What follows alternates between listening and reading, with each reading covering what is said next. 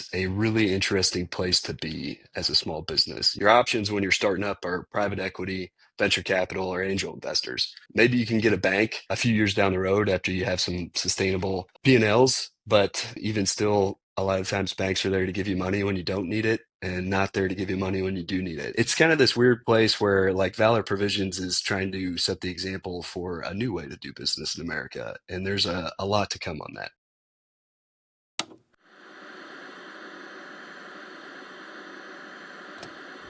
Is that much of it? That's not much of a change for you, right? My name is Carey Kight. I used to load bombs in the Air Force, and now I'm a writer, a filmmaker, and an entrepreneur. Through using the post 9/11 GI Bill to go to college, working hourly jobs to pay the bills, and freelancing my way into a career, I've studied what it takes to successfully transition from service to civilian, and that study has become a conversation. On this podcast, I speak to other veterans, successful artists, and entrepreneurs about their transition, what they did well, where they failed, what they learned, and most importantly, how they applied their skills. Episode 125 features Pat Montgomery, a former Army Ranger and the founder of Carey Cattle Company and Valor Provisions, a co-op dedicated to forging a strong financial future for America's protein producers. Welcome. This is Veteran Made. This episode is brought to you by Go Pills, a nootropic that gives your brain neurotransmitter support both acutely and over time. Those of us that served in the military, regardless of where we served and in what capacity we served, all came into contact with different chemicals, different percussions, and various elements of our environments that have affected our brain's ability to function. Think about your brain's performance and your mental health right now, yes, but think about your future too. We have so much more control over our long-term health than we realize. Visit gopills.com and use code VM15 at checkout for 15% off. That's VM15 for 15% off. Give your brain the neurotransmitter support it needs to perform well right now and over time. All right. Good morning from fabulous Las Vegas, where I am working this week, and from Kansas City for you, Pat Montgomery. Welcome back to Veteran Made. Thanks for having me. Looking forward to it, man. Absolutely. Loved our chat last time and been following along, and I'm a stakeholder. And for those who don't know what that is, they'll find out soon. But very, very excited to have you back.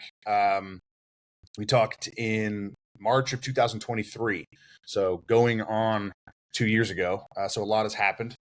So for those who might not know who you are, or brand new listeners, give us a brief primer on who you are and where and when you served and what you're running now, and we'll jump into some questions.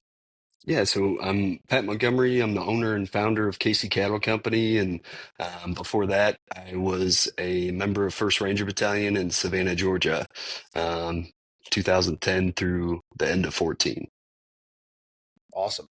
And so I mean, let's jump right in and chat Carey Cattle Company. We'll get into Valor Provisions. Since we last spoke, like you've seen a lot of growth. Would love to chat a little bit about the journey from 2023 to kind of into 2025 as we approach. Yeah, no, it's funny. Before you hit the record button, I'm asking you like, hey, when did we record this last one? Yeah. Because it's been a wild couple years, man. There's a lot going on in this ag market that is, especially since the 2020 time period, since the pandemic, that has just been crazy. And a lot of bad, and we're starting to finally see some good. And so, the pressure, it's almost been like, Carey Cattle Company's been in a pressure cooker for the last 2 years, and that's kind of where this idea for Valor Provisions has come from. Mostly because I'm just pissed where we find ourselves as a country where, you have oligopolies across the board that control our food industry, and you walk down any aisle in your grocery store and you flip over the label and ingredient list and you pick the least poisonous, which I don't think is the way our food system was meant to be. Yeah, I mean that's selfishly, that's the thing I'm most interested in. That's kind of like the way into the conversation that I think is best. I mean, all entrepreneurs solve a problem for themselves first and then scale from there to solve problems for other people, right? And we tend to think about that in the tech space, right? Because those are the entrepreneurs that get the most hype. Those are the ones that write the most books. Those are the ones that have the most books written about them. And those are the ones that tend to go on podcasts and kind of talk about it. But any small business owner in this country is an entrepreneur, right? And this country was built by entrepreneurs, on the business side of things, right? On the free market side of things. So when you think back to when you initially started Carey Cattle Company, what problem were you trying to solve? and how, and like specifically, right, for yourself and your immediate community, and then how has that problem gotten easier to solve through what you've built, and how's it gotten more difficult as we've obviously been through some pretty tumultuous, political stuff over the course of the last several years? Yeah, the idea for Casey Cattle Company came from the fact that, when I got out of the military, I transitioned back to Mizzou. Um, I didn't come from an ag background, but I found myself in this very ag heavy college. Mizzou, the ag school it's all farm kids, and most of your professors are rural through and through, minus a couple of your science heavy classes. But the thing I noticed was I'm married to a very, what's the proper term here? I think it's crunchy, right? My wife is Yeah. crunchy. She's very much so into like organic and hippie, and she cares about what's in her food. And at that point in my life, I did not at all. I'm like, dude, I would survive months on end with nothing other than MREs, which are highly processed. Can't pronounce 95% of the ingredients that are in them, and I'm still skinny. But going to the ag school, I had this dichotomy, or almost paradox, of those two different looks, which is really kind of a bigger analogy for all of America. You have 1% of the country that produces the food for the other, not only 99%, but about 60% of the world globally.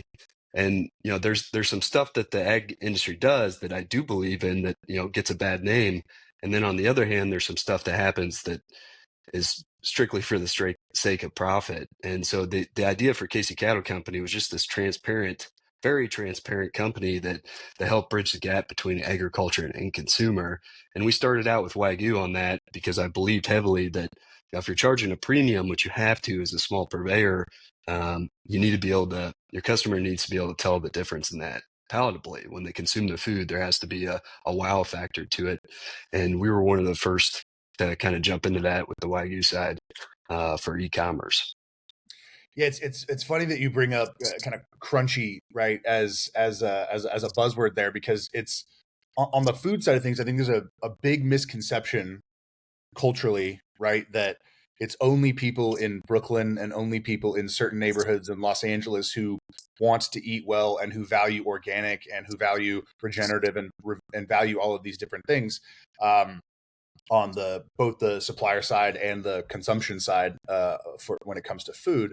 But in reality, all of us across the flyover states and everywhere in this country, if we were armed with the right information, wants to eat well, right? Like we have been. I don't even think, I'd be curious your thoughts on this. Like, I don't actually think most Americans want to eat as poorly as we do.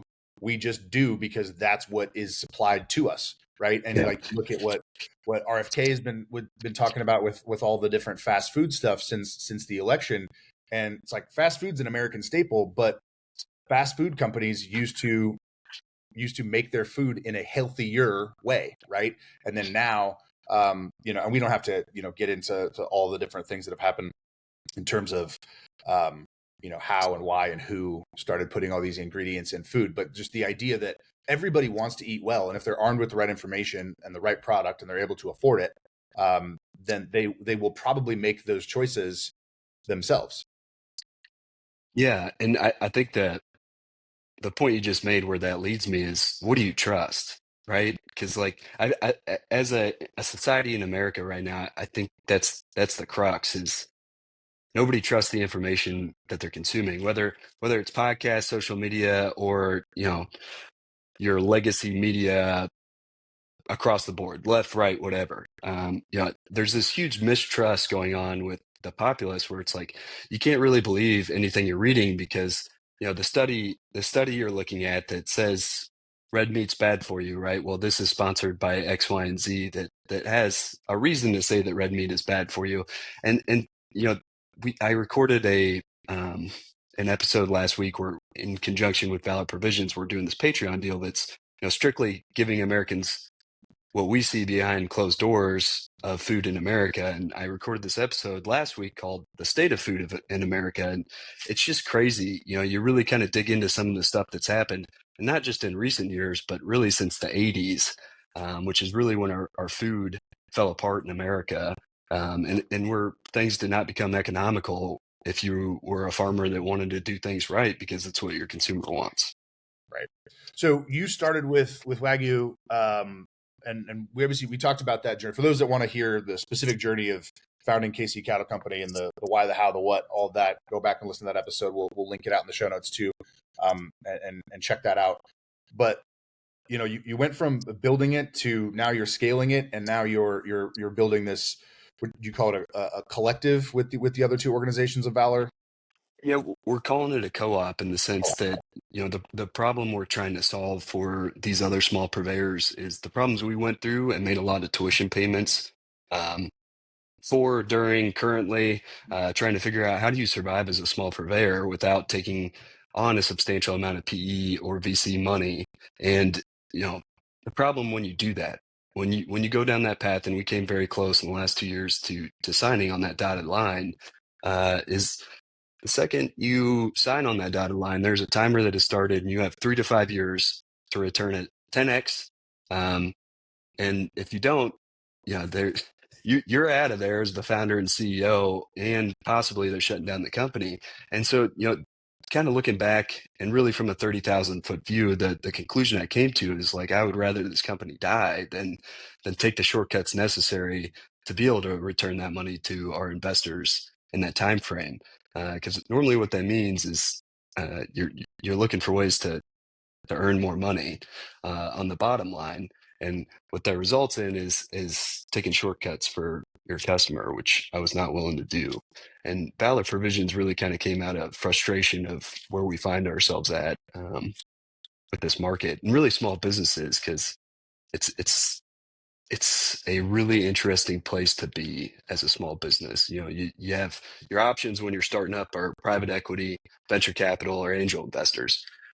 Maybe you can get a bank a few years down the road after you have some sustainable P&Ls, but even still, a lot of times banks are there to give you money when you don't need it and not there to give you money when you do need it. So it's kind of this weird place where, like, Valor Provisions is trying to set the example for a new way to do business in America, and there's a lot to come on that.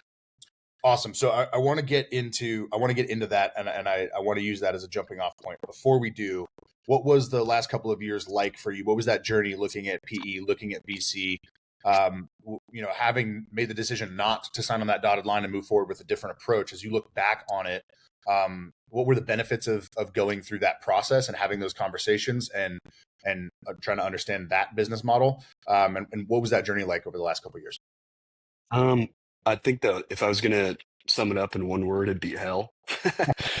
There's a book that is one of my favorite, Jordan Peterson's 12 Rules for Life, and I forget the specific rule he talks about, but there's a couple paragraphs in there where he talks about you don't truly know yourself until you walk through hell.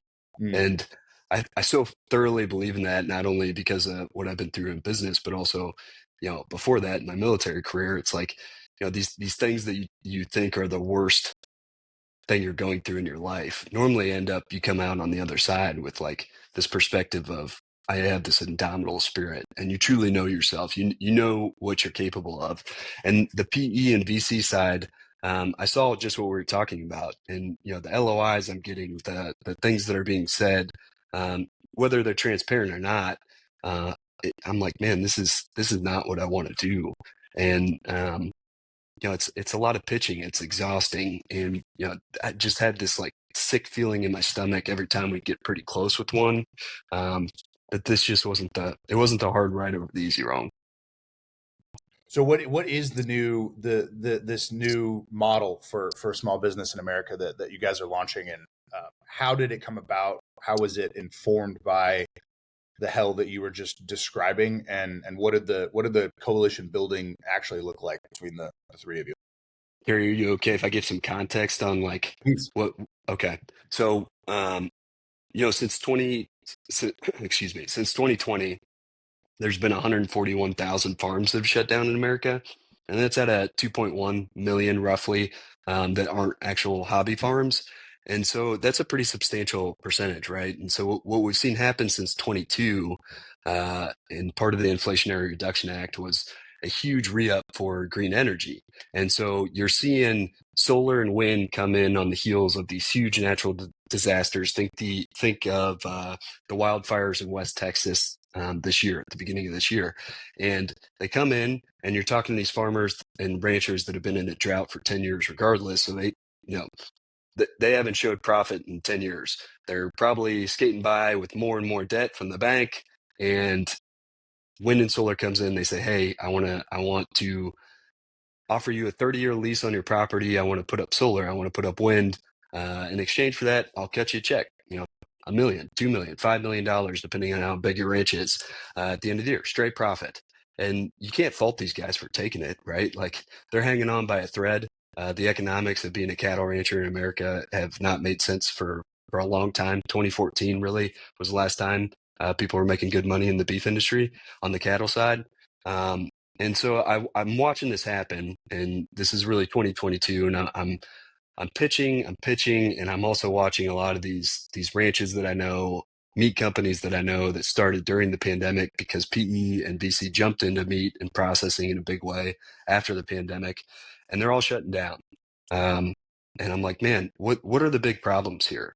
And so that's kind of what led me down doing the research of the big four and our food industry as a whole, and why don't grocery stores make sense for me to sell to, and all of these big question marks um, were huge problems to solve, that I'm like, man, this is kind of turning into like a David and Goliath story, which, if I'm being honest, Carrie, that's more fun for me than just trying to make money. I like to fight, and that's what I've missed since I got out of the military. And I think what I've realized in 2024 is I am in the biggest fight I've ever been in. I just didn't realize it until this spring. And so rock bottom for me was, a lonely drive down to Texas to pick up beef. We just had a big falling out with an employee. PE and VC had pulled. I'm paying back a huge bridge loan that I'm like, man, I'm not sure if I can make the last couple of payments on this. But I started doing these scorecard items where, um, I'd put 4 to 5 really big, Herculean tasks to achieve each quarter. And one of those that I had for Q2 of this year was to call our top 100 customers and just ask them. Like, the only time I talk to a customer is when something bad happens, which normally just like pours fuel in the fire of thinking I'm doing a terrible job running this company. But this was very intentional. It was to ask, how did you find us? What are we doing really well? Uh, why do you like Casey Cattle Company? And the last one, and most important, was like, what can we do better? What do we suck at as a company? And that was life-giving for me, because I'm in this terrible place where I'm like, dude, I don't know how we make it through this. And the feedback from my customers was like, we love you guys. We love, more so than your meat, which is absolutely fantastic. We love what you stand for. We love what you mean. The old school ethics that you're trying to bring back to America, and the trying to pull the negative feedback out of them was the toughest part, but that's also the most valuable. And so I'd really press there, and that feedback was also unanimous that, like, man, your prices have gone up 20 to 80% since 20. And, so I'm sitting there and I'm like, our customers love us. A majority of our customers love us, but we've gotten too expensive. And here's the thing, beef is going to continue to get more expensive for the next 2 to 3 years because there's no inventory left in America. You can't, generational ranches are shutting down, pasture ground's going for 12,000 an acre. Your inputs are skyrocketing. You can't justify running beef cattle on that property. So what are we doing? We're exporting to places like Brazil, Mexico, Australia, New Zealand, Canada, that still have that. Oh yeah, in Canada, that's coming straight from China. So we're importing our beef from all these other countries, a lot of which don't like us.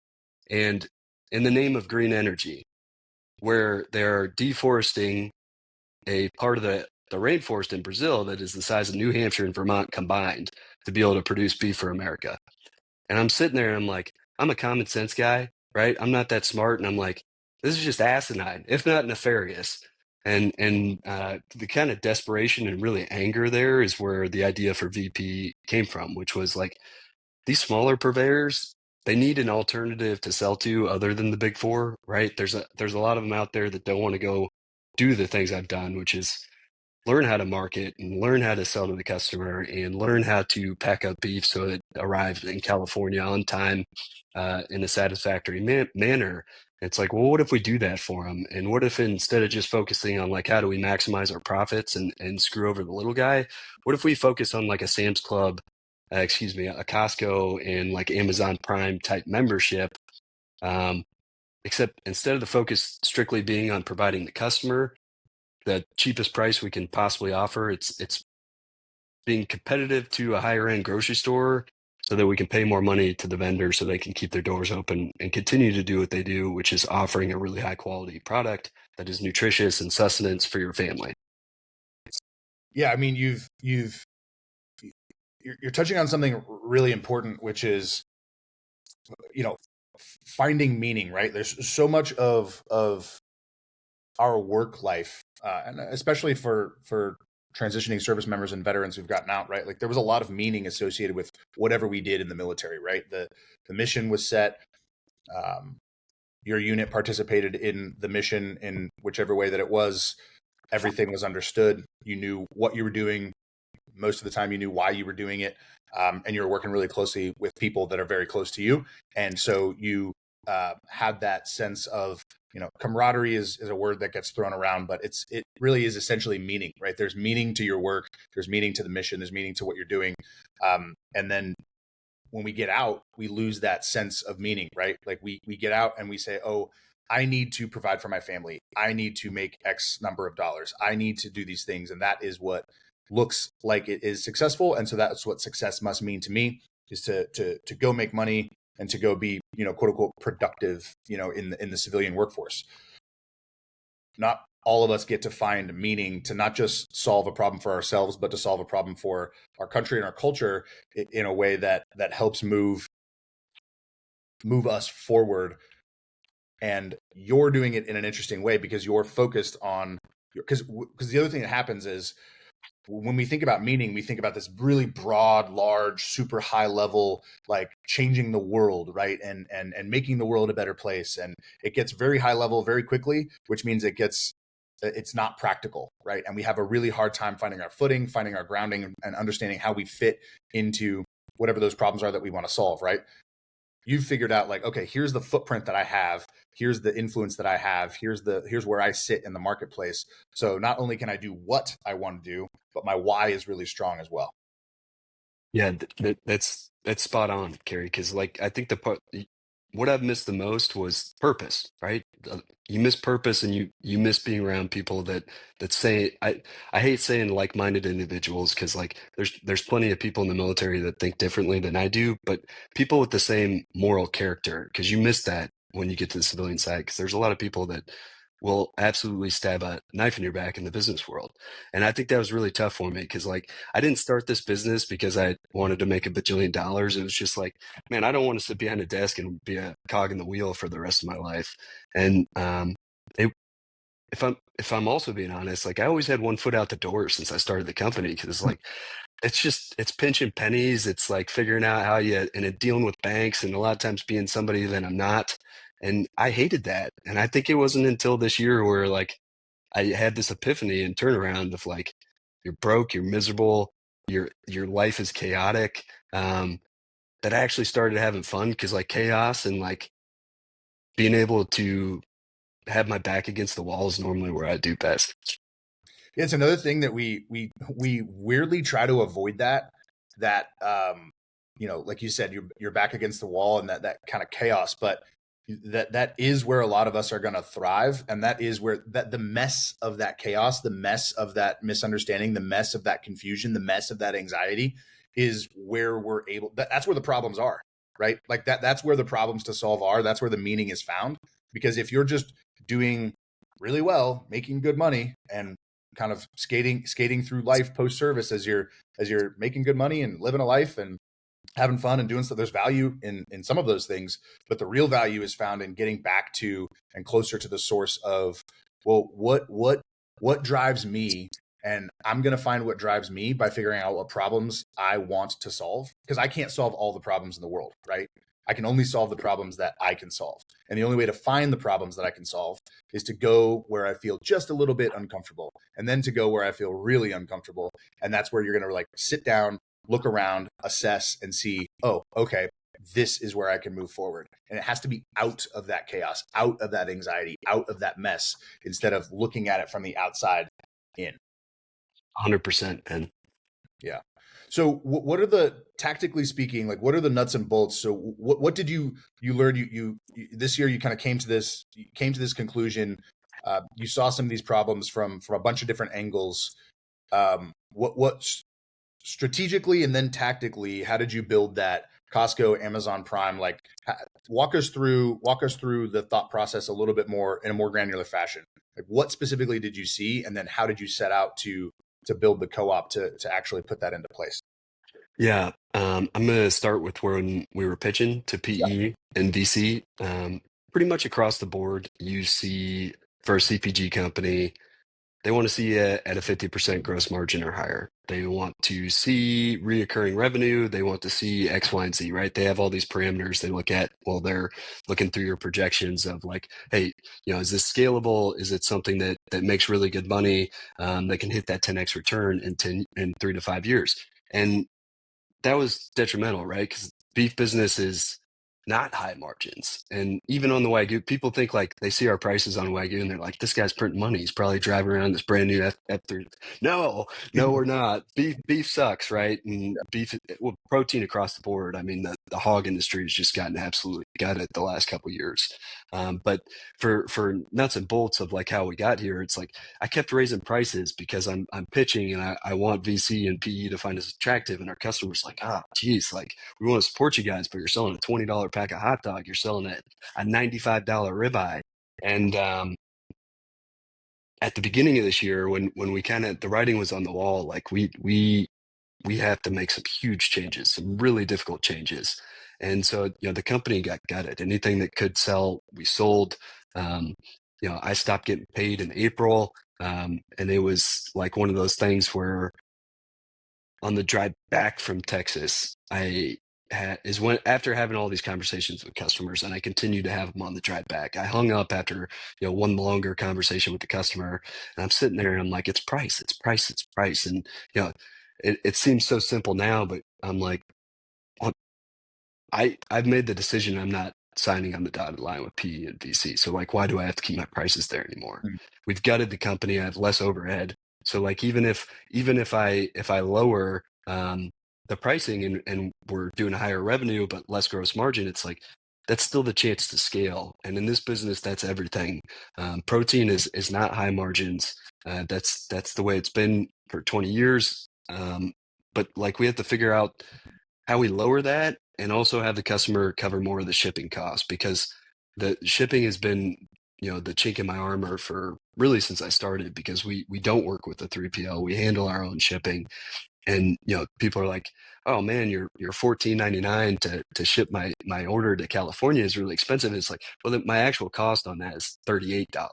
So if you're ordering a 2 pack of hot dogs, I lost my rear end on that. So for the nuts and bolts, pricing was first and foremost. Was like, it's almost the I hate to say this because I do not like Walmart and what they stand for, but um, it's got to be thinking about the customer always on pricing. So without the detriment to the farmer. And so what I really started to do as we were building this out, and I hadn't decided on the name or like what these memberships were going to look like, but I started to just look through like pricing for places like Sprouts and Whole Foods and like where all the crunchy people in America eat or get their food.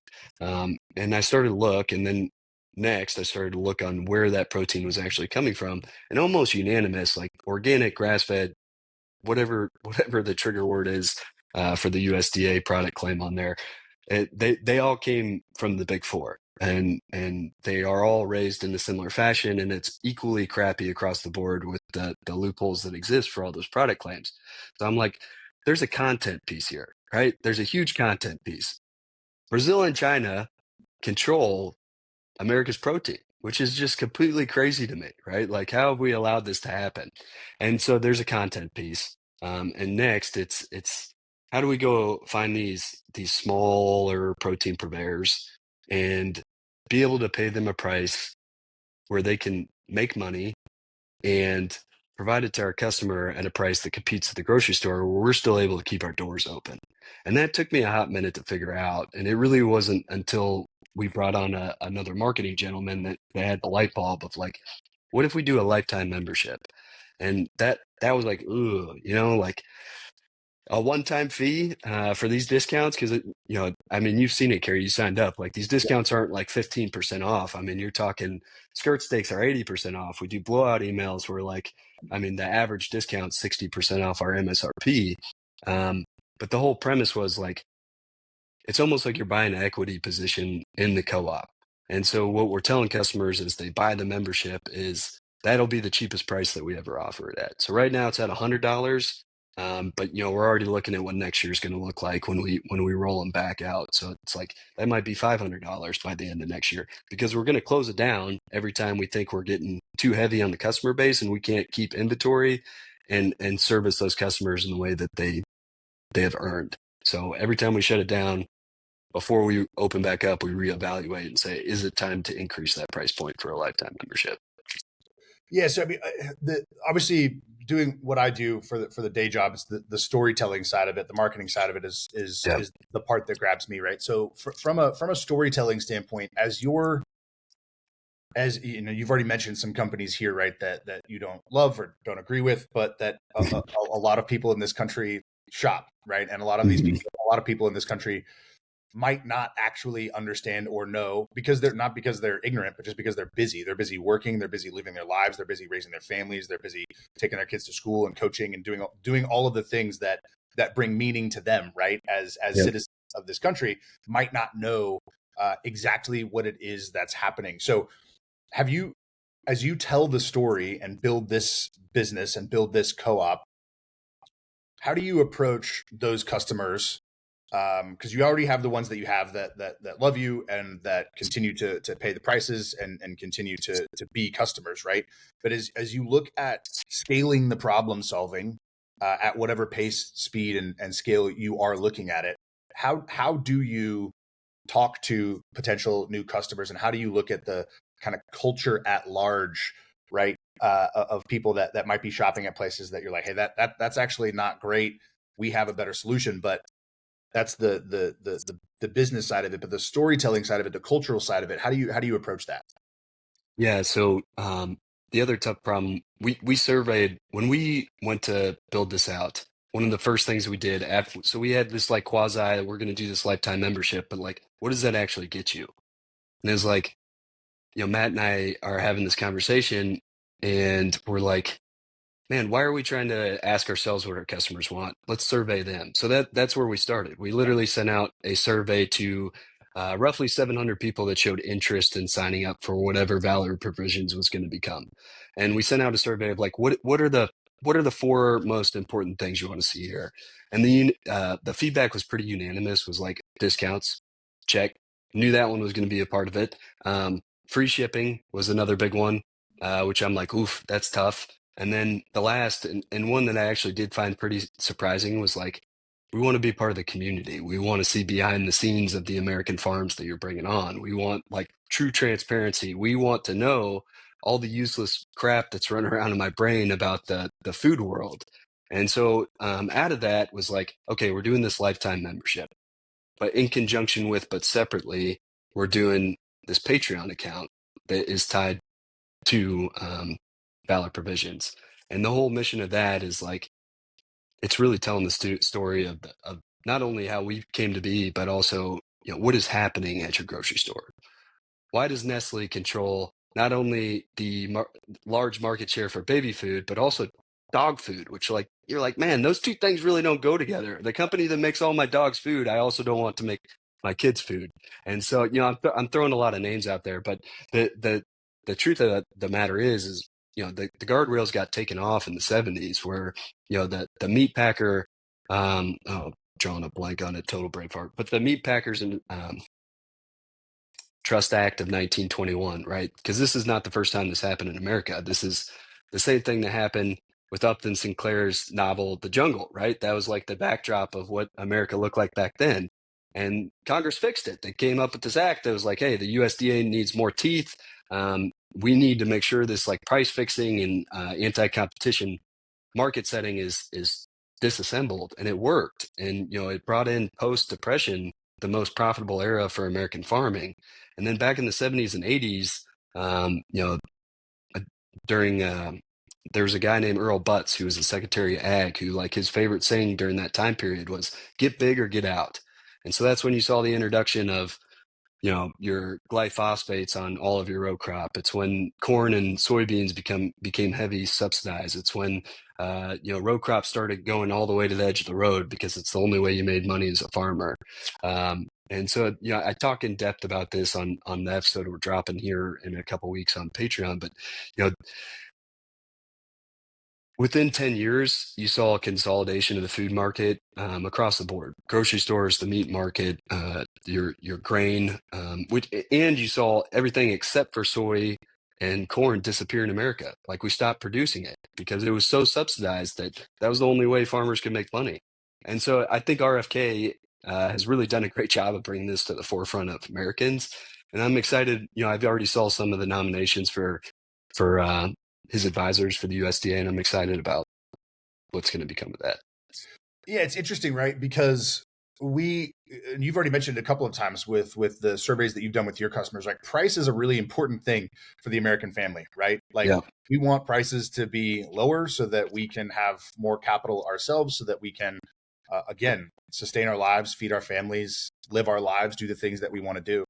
And, people tend to talk about free market economics, right? And how a freer market is a better market. And it is to a certain extent, right? But once it gets to the point where the easiest way, the quickest way to drop prices is to mass produce and to outsource, right, to the big four and to these other countries.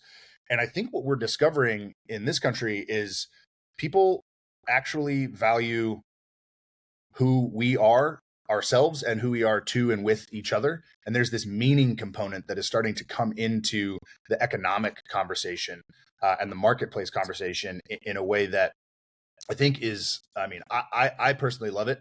And I think it's great. And I want to figure out ways that there can be more competition so that prices can stay low, so that prices, can be affordable for the average American. But it's this interesting marriage of, I want lower prices, but I also want this country to be strong and the producers to be producing here.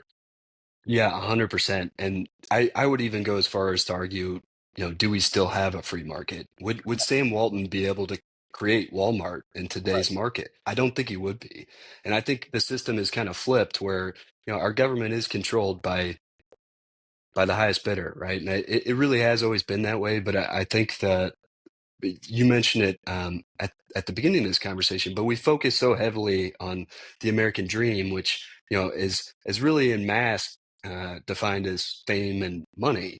And I think we've seen that reflected in our government. And so I would argue that, do we even have a free market anymore, or is it really kind of this like what's the word I'm looking for?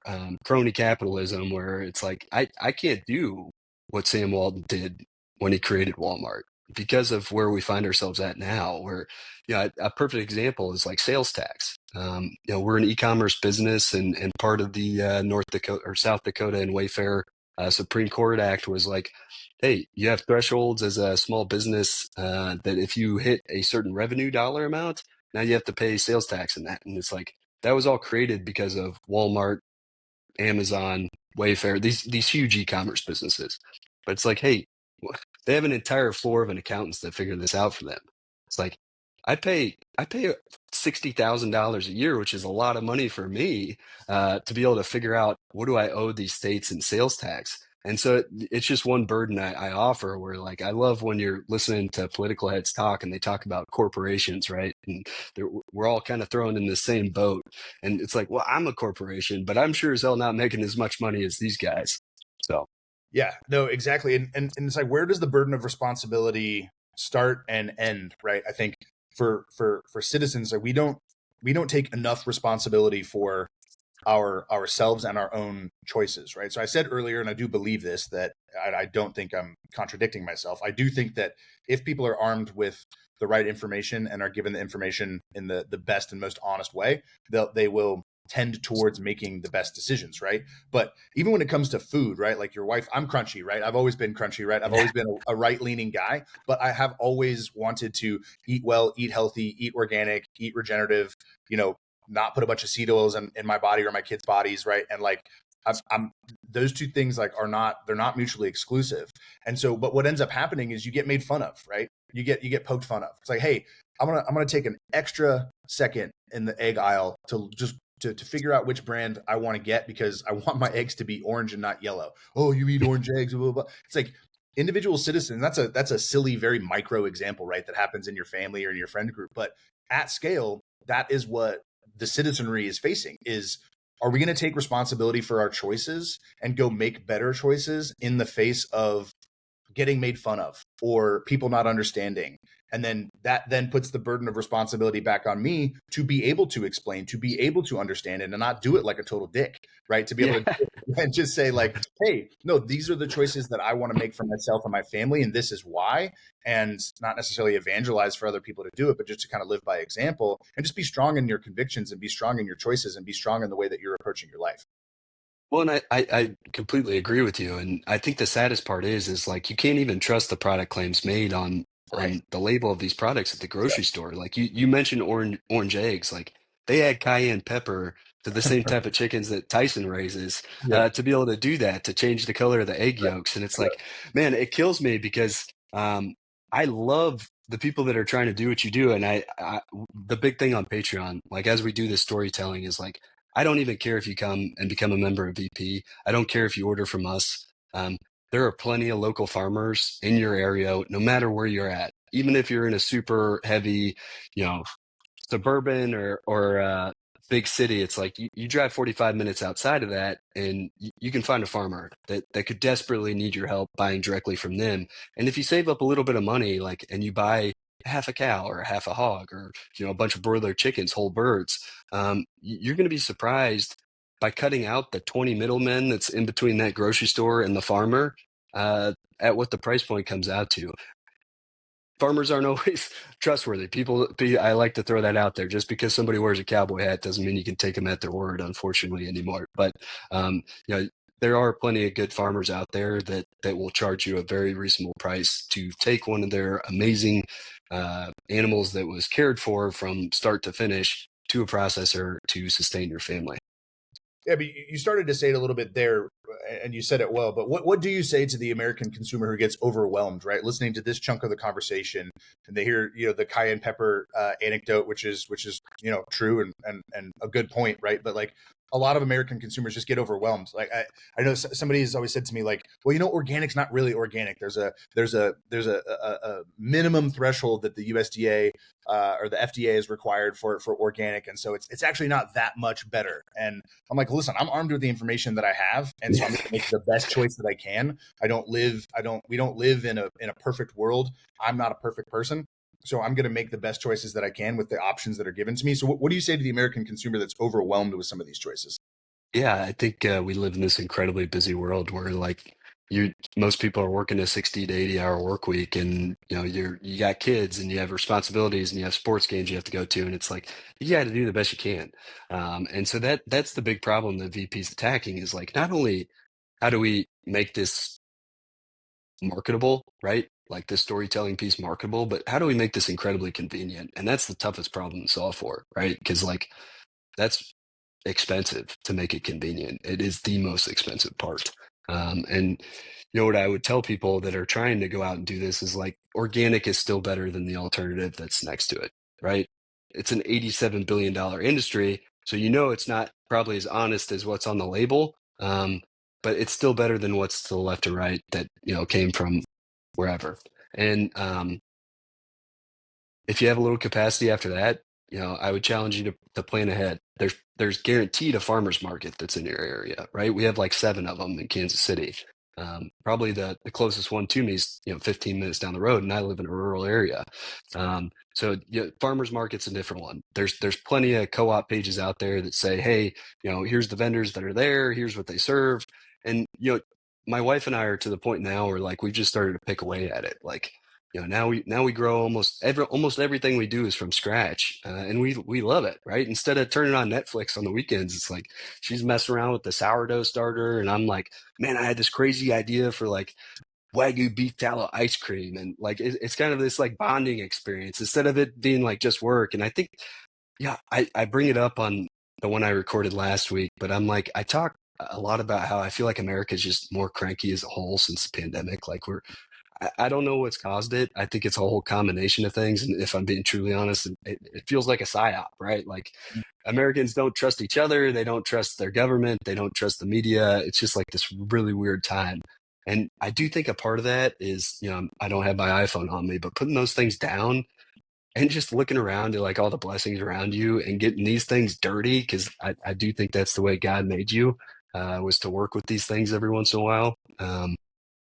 But I think that's the biggest part is like you just start small changes, and you're going to notice when you start noticing the difference in your own body, and it's not going to be immediate, right? There's no immediate gratification there, but over time, right? You introduce a little bit of exercise, you introduce some changes in your diet, and like when you start to see the return, that's when it starts to snowball. Yeah, I mean, we all got fat and lazy during COVID, right? And those of us that aren't farmers didn't. We got to work from home, right? And so Yep. then that like really set a new tone for what we believe about where we fit into culture, into society, into the workplace, into family life, into community life. And so we all ate a bunch of food at the beginning because we were going to flatten the curve, right, for a few weeks, and then it didn't happen, and so we just kept doing that, and then we're all working from home, and now we don't want to have to go back to the office, which, for what it's worth, is not an easy fix, right? Like I'm blessed that I get to see my daughter when I'm not on a work trip like I am right now. I get to see my daughter off to school, and I get to pick her up from school because I am working from home, and I do love that. But I go out, I move my body. My wife and I cook together, right? We do go out in the community, and our daughter's in sports, and we're like doing all these things, right, with family and friends. But again, that's back on the personal responsibility on the citizen, right? Like Yeah. the idea that things are just going to be given to you, right? Like I tell my daughter all the time, like we go to the grocery. I mean, we get meat from you guys, but like we go to the grocery store.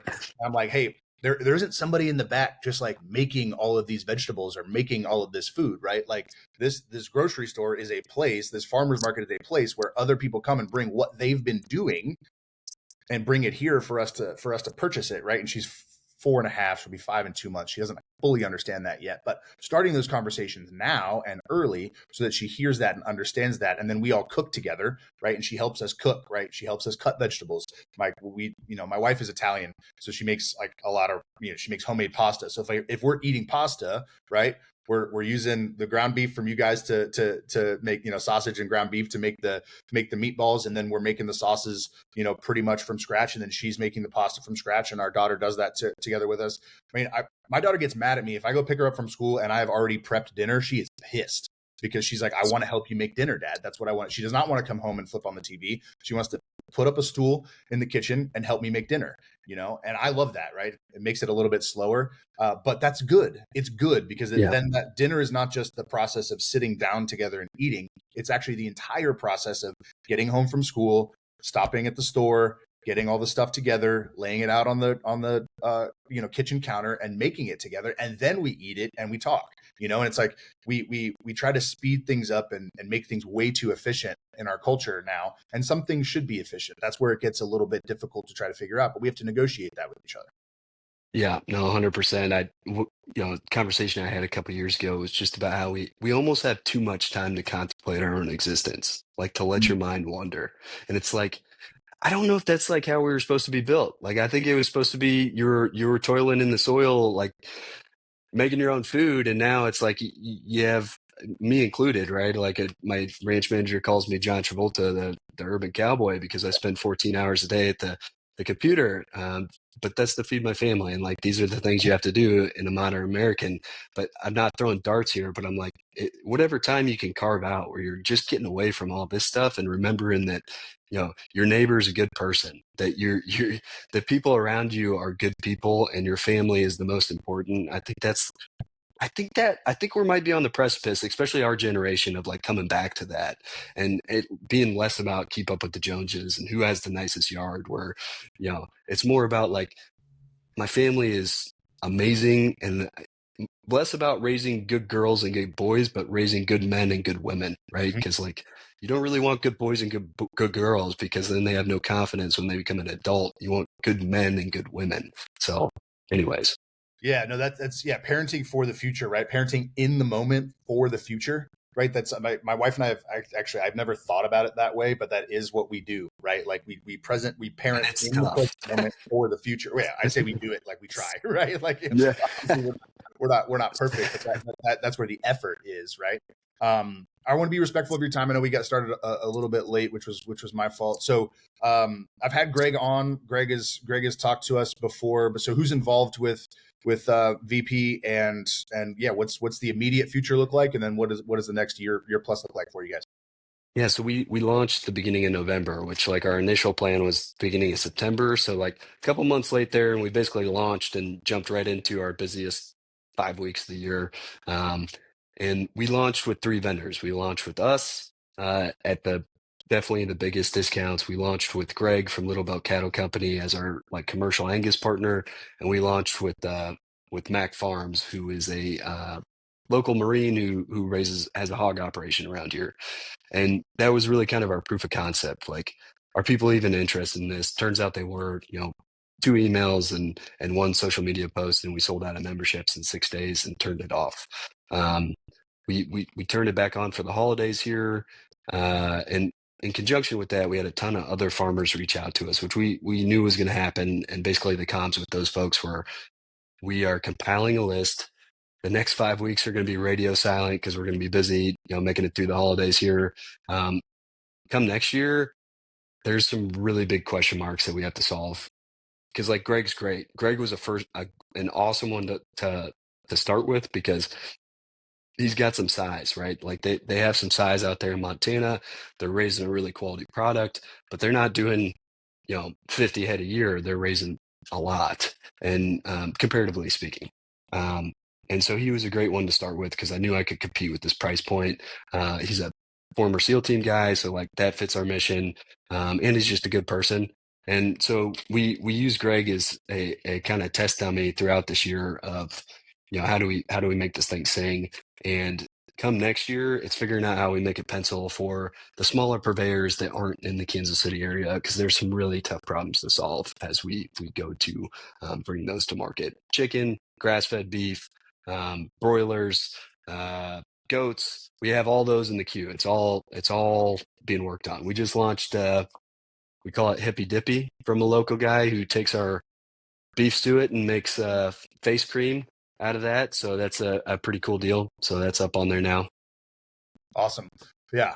My wife has been telling me to get better on my skincare routine, so I'll have to look into that line item. I know this could probably open up a longer conversation, and we could do it another time for sure. But like as you start to look at that queue, right, and you mentioned it, problems to solve, right? How do you keep yourself from getting overwhelmed at what those future problems might be, and what kind of systems do you put in place to chunk those things out and prepare and forecast without getting too far ahead in the future in your own mind? Um, I think that's where your military background really comes in handy, right? It's super easy to get overwhelmed, whether you're in an actual combat situation or you're, in a training situation, or you're on a deployment that like you got seven different NCOs and officers yelling at you to do something. But it does teach you how to get really good at picking out the most important, take a breath, look around, assess the situation, and just attack. So like for me, the way I do that is, as I mentioned earlier, I pick out 4 to 5, sometimes 8 if I'm really feeling aggressive, really Herculean tasks that are like these things are incredibly important to knock out for the company within the next 3 months. And then I break those into subtasks of like, all right, so if it's creating Valor Provisions, right? That might be where I start. Well, there's a whole bunch of subtasks that go along with that. So then I start breaking those out. What URLs are available? What do I need to do tax wise? What do I need to do legality wise? Are customers interested in this? I need to send a survey. All that stuff that goes into that. So that's really kind of worked well for me because I am an ideas guy, and I learned very early on that the good idea fairy that lives up in my brain can be very detrimental to the business if I'm not doing anything well. Yeah, it helps to. I mean, I'm the same way, right? And what's helped me over the years is letting that idea fairy have a little house back there, and then while I'm working on the more immediate tasks, the ones that don't feel as important to me or don't feel as big to me or don't feel as fun or cool to me, as Yeah, I'm doing those tasks and doing that work, that idea fairy is back there and she's like crunching away, and then you chunk it out, and then you hit a little bit of momentum, and then you chunk it out, hit a little bit of momentum, right? yeah, 100%. I have a little list inside our team area where I keep all my skunk works ideas. So Yeah, I love it. Skunk works. Skunk works in the in the cattle ranching world. I love it. I'm excited to see what comes to fruition. I'm excited to be a customer. Appreciate the food. Appreciate the meat. Soon to appreciate the face cream. But Pat, as you know, I end each episode with an open ended question. What's on your heart and your mind for our community right now? Could be a piece of advice, something you want to get off your chest, or something you want to reiterate that we talked about today. But Pat, what's on your heart? What's on your mind?